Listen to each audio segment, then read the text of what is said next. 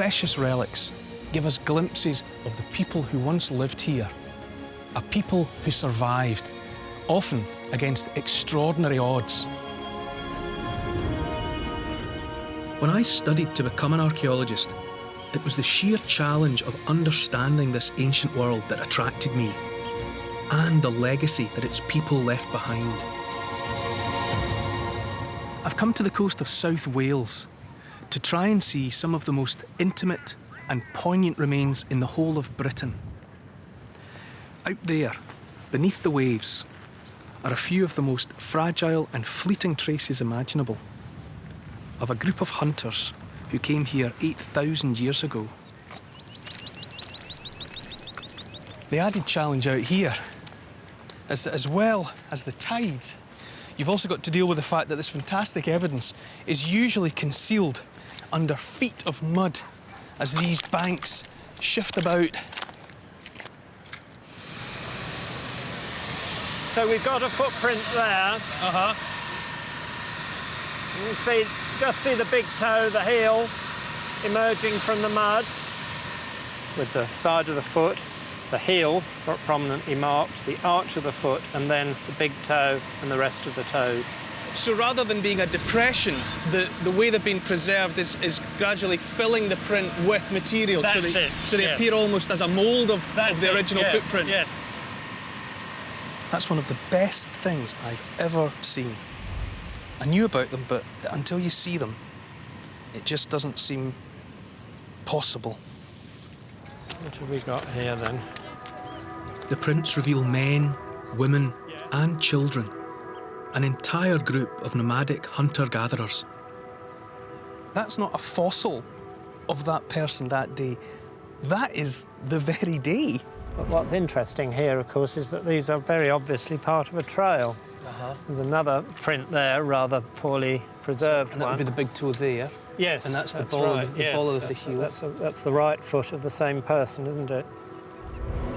These were people who relied utterly on the natural resources of wild plants and the animals that lived alongside them.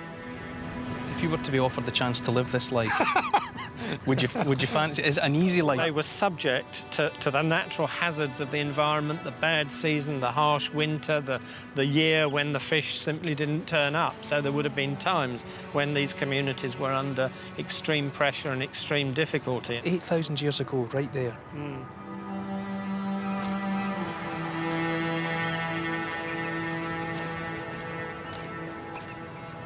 When you delve into the distant past, you soon realise that what you're discovering again and again are stories of survival.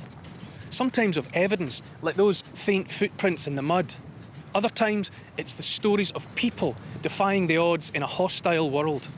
A world in which your very existence as a hunter-gatherer depends completely on your understanding of and your connection to the natural environment. Within the storerooms of London's Natural History Museum are the remains of someone who lived a staggeringly long time ago. So long ago that this human has even been classed as a different species. It's a real privilege to see these and to be so close to them. I can feel my hand starting to shake just with being in their vicinity. These are the oldest human remains ever found in Britain. It's two pieces of the same shin bone and two teeth.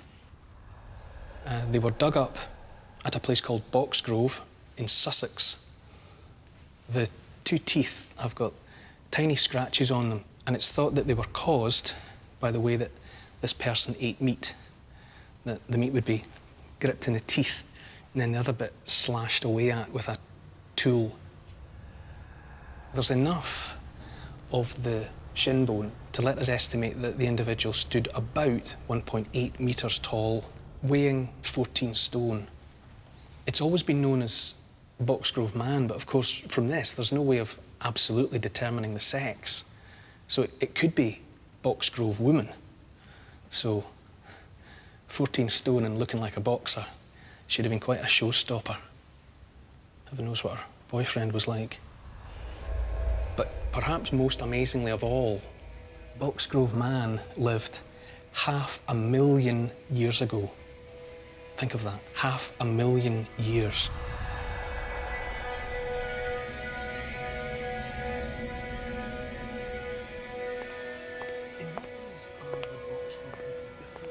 Chris Stringer is a world expert on our ancient human ancestry.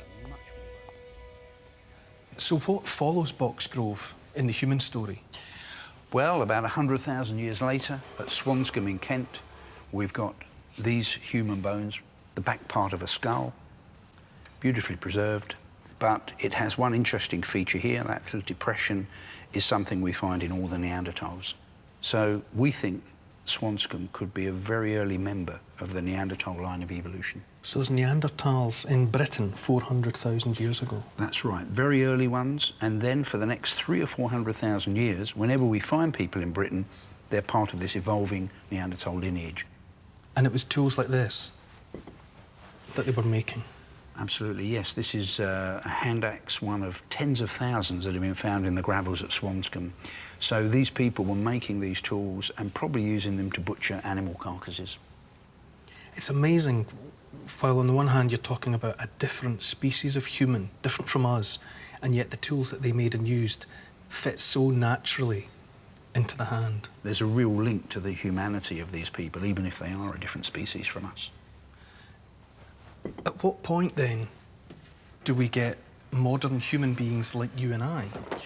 Well, much later on. Now, modern humans had been evolving in Africa while the Neanderthals were evolving in Europe and coming to Britain. And about 50 or 60,000 years ago, those modern humans started to come out of Africa, and 40,000 years ago, they're in France. And here's one of the stone tools they were making there.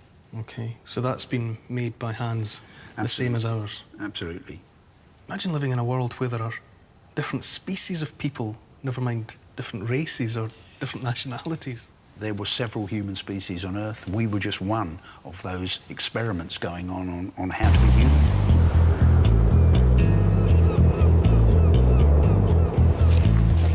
Buckland didn't know it at the time, but he was about to discover more than some ancient animal bones.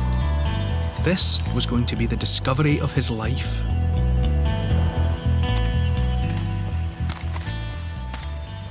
Entering the cave would have been fantastically exciting for Buckland. As soon as he crossed the threshold, he'd have fired up his lamp, and then, a good scientist that he was, he'd have begun to make a careful assessment of everything he could see, the whole scene, and all of that he recorded in meticulous detail. This is a book called Reliquiae Diluviani, Relics of the Flood. And this volume is one of just a couple of copies of the first edition still in existence. It contains within it a depiction of the scene exactly as Buckland saw it and then drew it. Buckland has very helpfully drawn the whole scene. There's the cave itself from the outside, there's the cliff wall and the man coming down on a rope on the outside. But more interestingly, he's made what is effectively an excavation plan of the floor of the cave. Here are the elephant bones and tusks that drew him to this cave in the first place. More intriguingly, he's also drawn a full-size human skeleton, and it's that human skeleton that secured this cave its place in our history.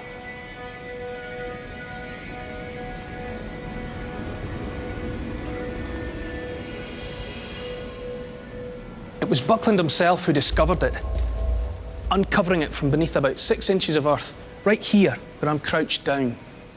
What on earth was going on here? And more importantly, who on earth was it? As it happened, Buckland originally thought he'd found the remains of a local prostitute who had worked here during Roman times, and that when she'd eventually died, she'd been buried in there, far away from civilised society. The Red Lady of Paviland. But Buckland was wrong, because he'd actually stumbled upon human remains from a far more distant past. Today, the Red Lady is kept at the Oxford University Museum of Natural History. Although there's no skull, much of the skeleton has survived. enough for scientists to reveal its story. Within a few decades of Buckland's death, people re-examined the skeleton. They looked at the shape of the pelvis, the shape of the long bones, the shape of the articulation surfaces. Any anatomy student today would recognise this as a skeleton not of a young woman, but of a young man. Forensic analysis also revealed that the so-called Red Lady died young, in his late 20s. But most importantly, his bones could also reveal just how long ago he lived. All plants and animals on Earth build themselves predominantly out of carbon. A tiny proportion of that carbon is radioactive carbon, or carbon-14. When an animal dies, the amount of carbon-14 begins slowly to decline and degrade away. This process, called carbon dating, used a tiny amount of bone from the Red Lady. Carbon atoms from the bone gave scientists a date for when he was alive. An astonishing 33,000 years ago. These are the remains of the very first modern human known to have inhabited our land. 10,000 years ago, there was no Isle of Wight. It was part of the English mainland to the north and still joined to northern Europe and France to the south. And all of that out there, the Solent, was dry land. Which should mean out there underneath the water are the relics of a lost world and of the people who lived on it.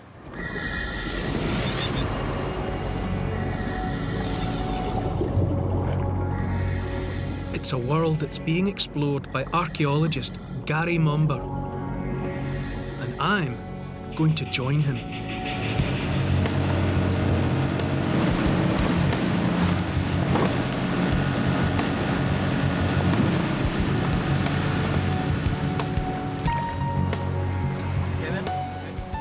I'm about to go back to a time when rising sea levels were turning land into tidal marsh, when Britain was an island in the making. The site is 8,000 years old, a time archaeologists call the Mesolithic, or Middle Stone Age. It's really opening a picture of Mesolithic period that we're not getting from sites on land. So when sea level was lower, further back in time, and we're finding the well-preserved remains. So it's actually the sea that's going to make it awkward for us, is what has preserved what we're going to see. If it wasn't for the sea, it wouldn't be there. We're doing a final diver check. Everything okay? Divers ready for the water?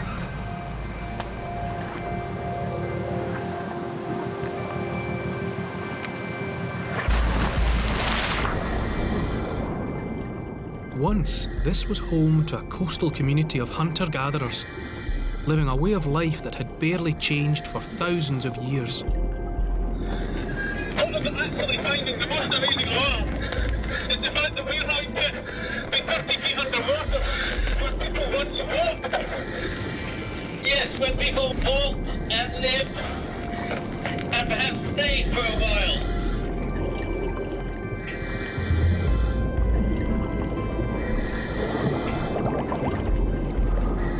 These big bits of timber here, they are all wood. That big bit is possibly part of an old logboat. Unbelievable. This has been eroded. I'm going to bring it to the surface. If we don't lift it, it'll be lost. What's been discovered here is more than an ancient hunting camp. It's the oldest boat-building yard in the world. And it contains fragile evidence of the sophistication of the people who once lived here.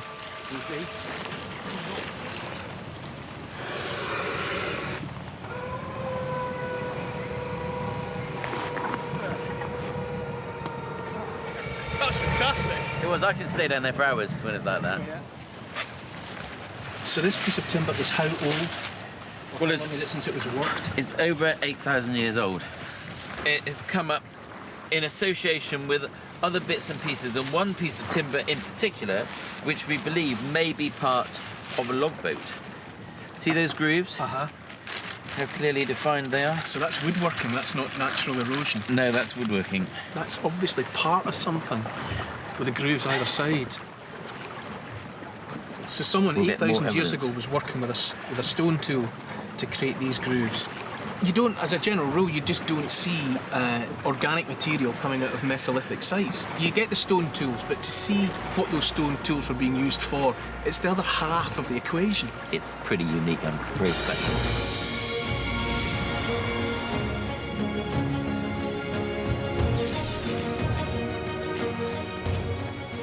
These weren't erected by Neolithic farmers, but by Mesolithic hunters, just as the first farmers started appearing on their doorstep. This place is just extraordinary. I've known about it for years, I've seen photographs of it countless times, but this is my first visit. And the impact of the stones is just breathtaking. Everywhere you look, there's more of them. They're in every direction, line after line of them. When you look at any one of them, they weigh at least tens of tons. Some of them look as if they weigh even more.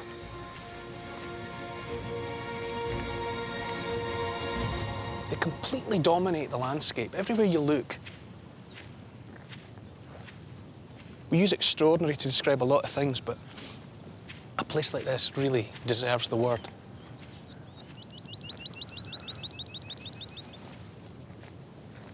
What we're looking at is the result of a collision, not just of cultures, but of two completely different belief systems.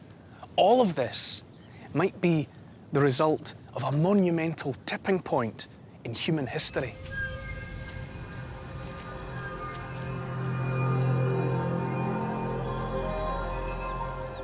The hunters hauled the stones into place to demonstrate their strength in the face of people they didn't understand. But theirs was the old world. In just a few hundred years, Neolithic culture took over. And many of these great standing stones became building material for something new. Neolithic stone tombs. Archaeologist Serge Cassin has studied them for over 20 years. Is there a connection between the change from lines of stones to tombs like this and the change to farming? Yes, it is probably linked with this new process, this new economy, this full Neolithic, where life of animals, life of plants are very important inside this life cycle.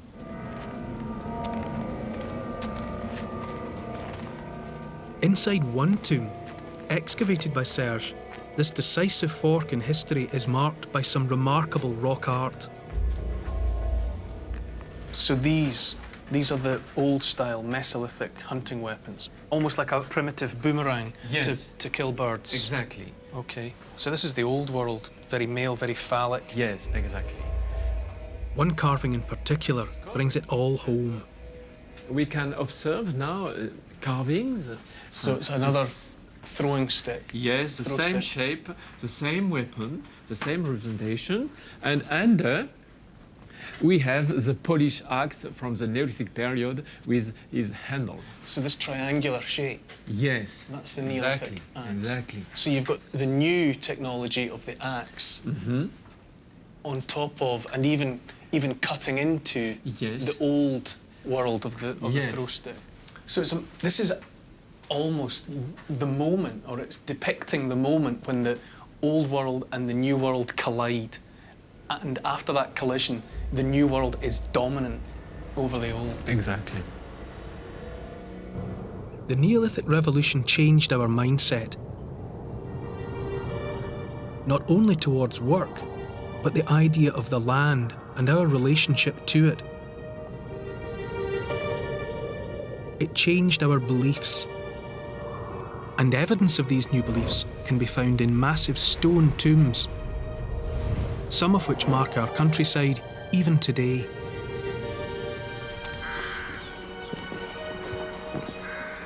One of the most impressive is in Wiltshire.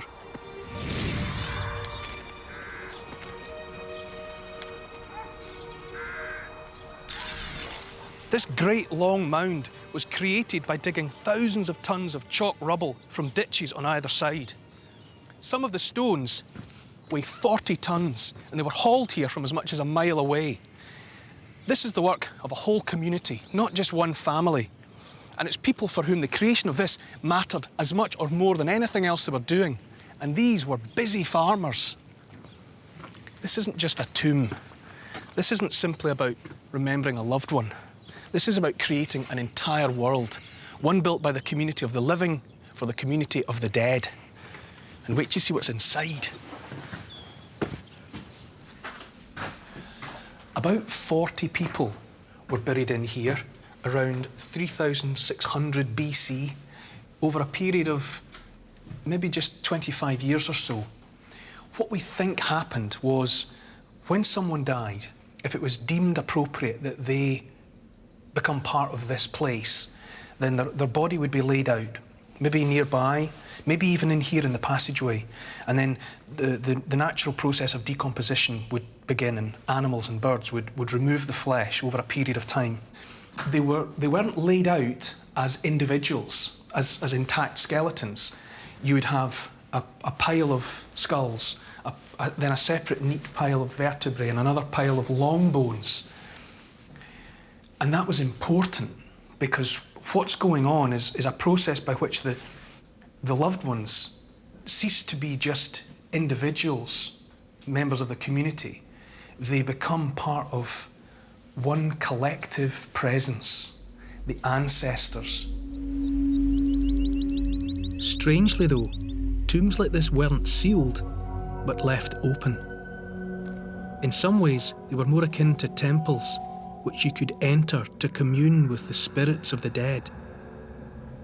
And imagine what that felt like for people who truly believed that their loved ones, as well as the ancient dead, were somehow in here, that their will was in here, and that they were watching them and that they were aware.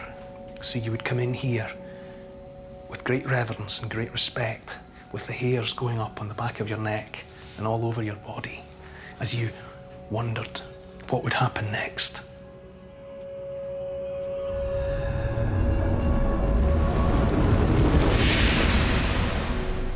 But these great structures also had an earthly function. All around us is rich and fertile farmland, highly valued. By building this here, the people are laying claim to it. This long barrow forged a permanent link between the community, their ancestors, and the fields they had farmed for generations. This is about the arrival of something new in our history, the concept of ownership.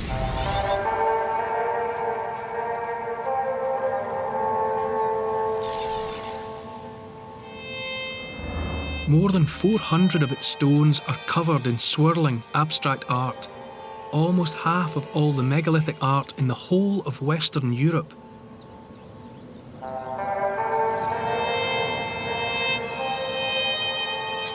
This is where the precious mace head was found. And it wasn't the only spectacular discovery. Archaeologist George Ogan has been studying Knowth for 50 years.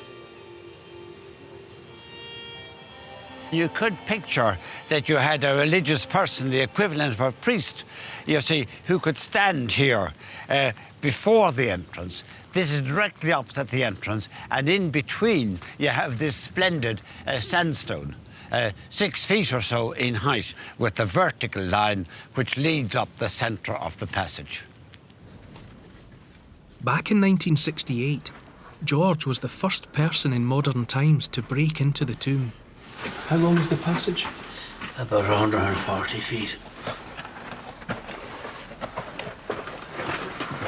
Are you winning? Oh, it'll take me a long time. No hurry.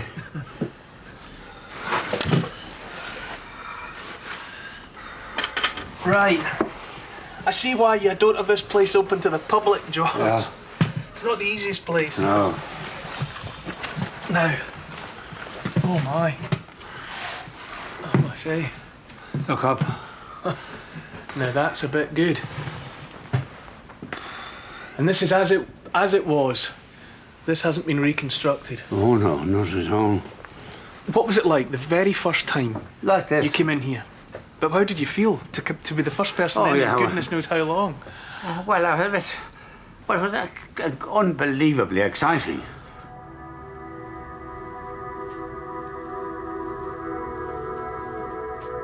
What George found were the untouched remnants of ancient sacred rites. A time capsule of Neolithic belief. Magnificent.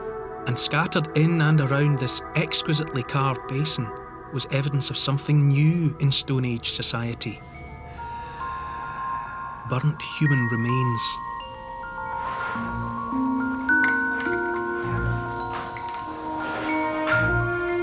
These are some of the earliest remains of ritual cremation ever found. Well, the skull is the easiest to find because the skull is very distinctive. It has an inner layer and an outer layer and a bit of spongy bone in between. Although only fragments survive, under expert eyes, these remains reveal a wealth of information. Some areas of the skull are more important than others, and this part in particular is called the petrous portion of the temporal bone, and it survives very well because it's thick. And from this I can identify which side of the skull it came from. So it's useful in determining the number of individuals, because if I've got two left temporal bones, then I've got two different individuals. Forensic science reveals that Knowth contained over 100 cremated bodies. But those cremations were accumulated over centuries of use. The radiocarbon dates showed that was over approximately 300-year time span. And that works out at one cremation every 2 to 3 years. So therefore, cremation wasn't that common. What Laureen Buckley's work shows is that the new practice of cremation was unusual. This rarity and the discovery of the Knowth mace head suggests that it was an honour reserved for only the very highest levels of late Neolithic society. You all right? Yeah, lead on. Okay, here we go. Alison Sheridan, a specialist in prehistoric artefacts, is showing me one house that's so well preserved, people aren't usually allowed inside. Gosh, it's not the easiest place to get into, is it? No, but it's cosy. So what would life have been like for Scarabray residents, do you think? It would have been pretty comfortable by the standards of the age, because you've got this wonderful central hearth. So it may have been dark because of the roof, but it would have been warm. Okay. They've also got convenience. They have a toilet. How do you know that's a toilet and not a storage space? Well, there's actually a drain underneath it, and actually they did find poo. Oh, really? Oh, so the hard evidence is there? Yes. Remarkably, these houses also contained artefacts, the precious possessions of the people who were living here 5,000 years ago. Never found anything like this in my entire life. Miserable bits of broken stone was all I ever found. So what have we got? Anything but miserable bits of stone. These are absolutely amazing. What are they generally called if you were to group them as a class of find? Enigmatic carved stone objects. All right. Only because archaeologists haven't worked out exactly what they are. And in the absence of materials that we would consider precious, like gold and silver, I suppose these have to be the equivalent of it because of the time that they represent and the skill that they represent. That's right, because we're in an age that's well before the earliest metal. Yeah. So the stone itself is not intrinsically valuable, but as an object, it meant a lot. And what about the rest of them, these pieces of jewellery or...? Yeah, in fact, they found something like 8,000 beads in this structure. In this house? Yes. Right. So, on a very practical level, it says that someone's got the time to do this, rather than being out growing, herding, whatever. Someone is able to set aside part of their day, or maybe all of their time, to specialising. Absolutely, and being provided with everything else they need by the rest of the village. That's right. These are just wonders. Which one can I have? I'll take them all. We know where you live. But as well as jewellery and carved stones, this house also revealed a darker secret. Intriguingly, 2 adult women's skeletons were found underneath the bed, uniquely. You mean below floor level? Yes. Right. Yeah. It's as if during the lifetime of the house, they lived here, they died here, they were buried here. And they were put under the bed. It's like Granny under the bed. It was a house for the living, and it's also a house for the dead.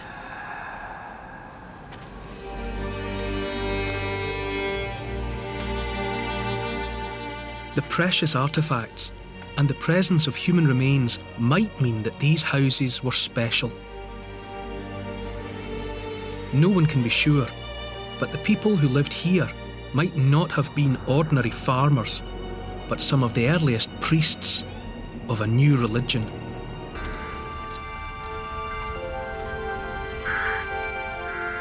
Around 2500 BC, a new generation of builders created their ultimate monument.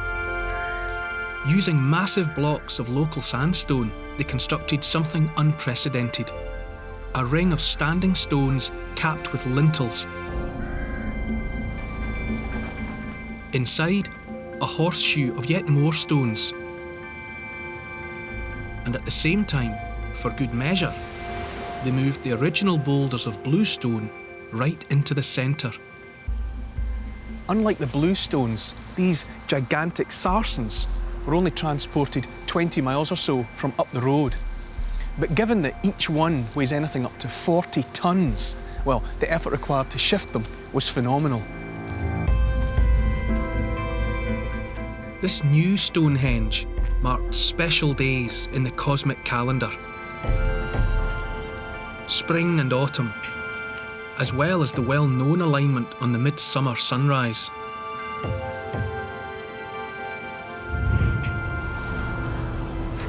But the midsummer sunrise exactly matches another event, the setting sun. At midwinter. The latest evidence suggests that our most famous prehistoric monument of all might not have been a celebration of summer and life, but a commemoration of winter and death.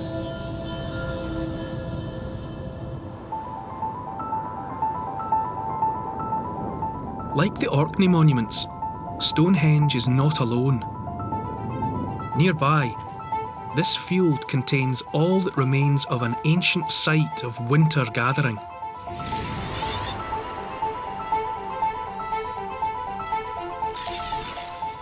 Have a look at these. Animal bones and teeth. Just a sample, really, of the thousands of animal remains found scattered all across the site. These are pig bones. Piglets are usually born in the springtime, and the vast majority of the pig remains at Durrington Walls show that the adult animals were slaughtered at around 9 months. That's in midwinter. Also, the teeth reveal that the animals had been specifically fattened up prior to the feasting, and we can tell this because the teeth are rotten. What we have here isn't just casual feasting. This is one final commemoration. It's one big celebration of life before the ancestors commenced their journey to Stonehenge and the land of the dead. It's thought that each winter people would come here from hundreds of miles around to commemorate the lives of their ancestors and to ensure the souls of the recently dead reached the safety of the afterlife at Stonehenge itself.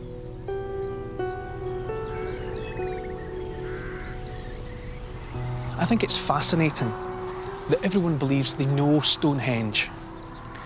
It's like the Mona Lisa or the pyramids. It's so familiar, it's hard to see it with fresh eyes. But I think we've discovered something by coming here. I think we've discovered a new Stonehenge. And it's as far from the golden warmth of a midsummer sunrise as it's possible to get. It's somewhere that still carries a charge. You can feel it. And if you come here at midwinter, you can feel that charge just a little bit more. The coldness of the stones, the open landscape, It's not hard to believe that this place is somewhere that belongs to the dead.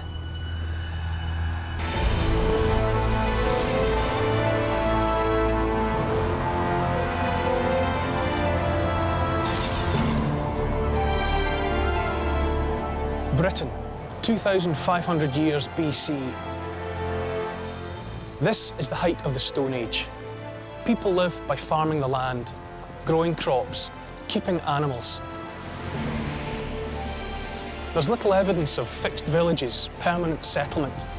Instead, they seek out fresh grazing land and fresh soil, season by season. Everything they have, clothes, tools, food, is gathered from the world around them. One material lay at the very heart of their world, as it had done for thousands of years.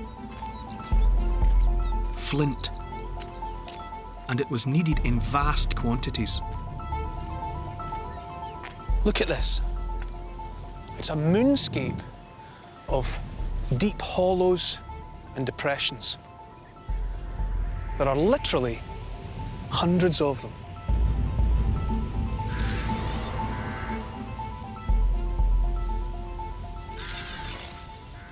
And these aren't the product of ancient farming or ancient settlements. All of this was created by ancient industry. Each one of these hollows is the remnant of an ancient mine shaft, and there are 433 of them.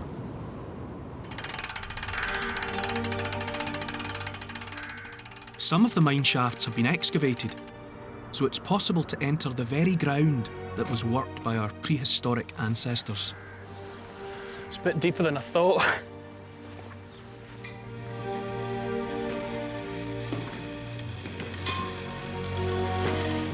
Each shaft leads to a network of tunnels, hacked from the chalk bedrock with basic tools.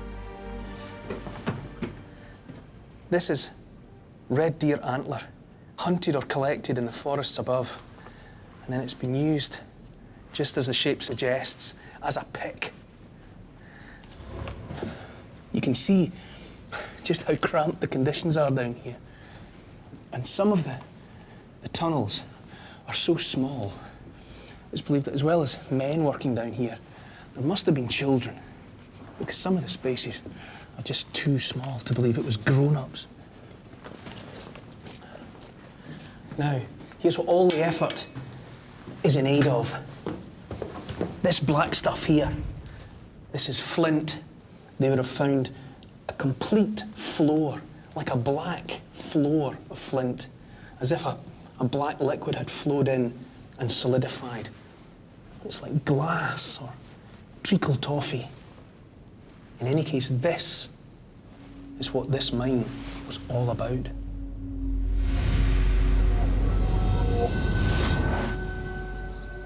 Flint, the lifeblood of the Stone Age.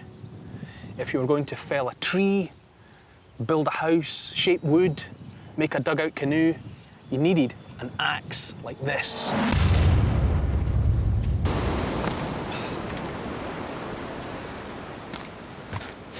Bear with me. Apparently it's quite distinctive when you see it.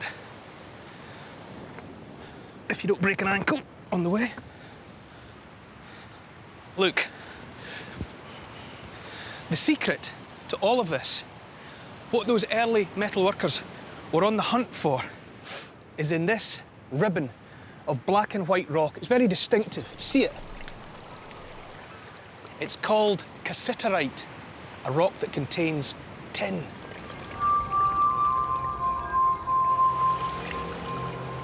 Britain had been a latecomer to the Copper Age, but the discovery of local tin, a much rarer metal than copper, was to propel Britain to the very technological forefront of Europe. And if you were very lucky, you'd find something like this. I wish you could feel it. It looks like any ordinary pebble, but trust me, it's as heavy as a cannonball. And when you extract the tin itself, it's as beautiful as silver. And this is an ingot of tin. It's very lovely. They say that if you bend it, it crackles. They call that the cry of tin. But more importantly, if you have copper and you add this, you transform it into bronze.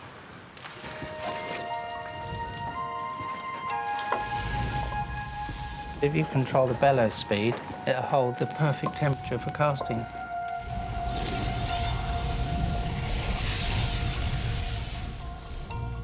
With just the right mixture of copper and tin, metalworkers could create an alloy that was hard enough to make useful tools and weapons.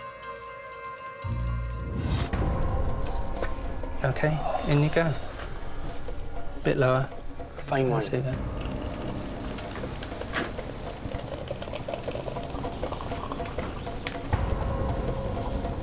That's it. Well done, gentlemen. Look. Amazing. It's like blood, better than blood. OK, that's good. Lift it up a little bit. That's it. We're there.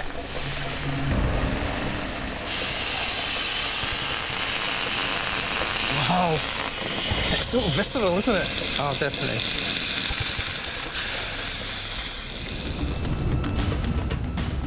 The moment of truth.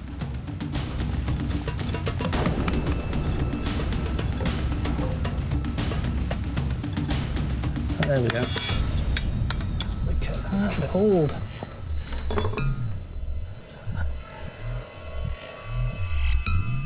That is amazing. Look at the colour of it. You're impressed? I'm deeply, deeply impressed. Look at that. Yeah, it even makes a ring. It's a very hard piece of bronze. Just amazing. From liquid fire to a metal sword in a couple of minutes. In 1992, while this underpass was being dug, the evidence emerged from the mud. Incredibly, they found a boat, a big wooden boat, buried 20 feet underground, down here. It's hard to believe, surrounded down here by all this concrete and these painted tiles. But 3,500 years ago, the boat came to rest and was gradually buried under layers and layers of mud.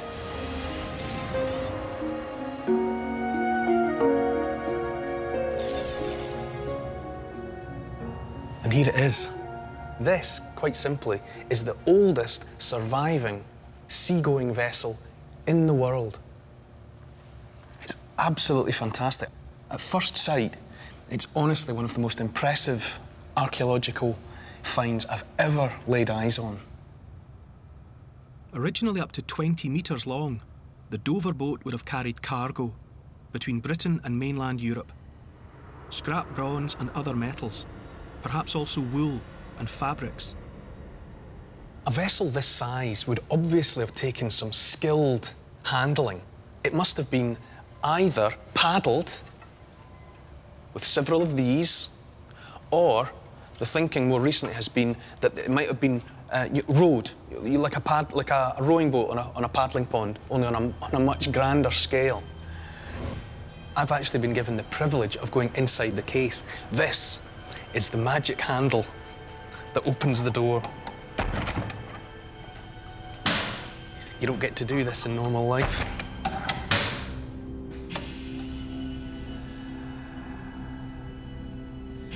There's a real atmosphere in here. I don't know if it's just the case, but it's almost like being in here with someone rather than just something. It's as if the Bronze Age is, and Bronze Age people are preserved in here.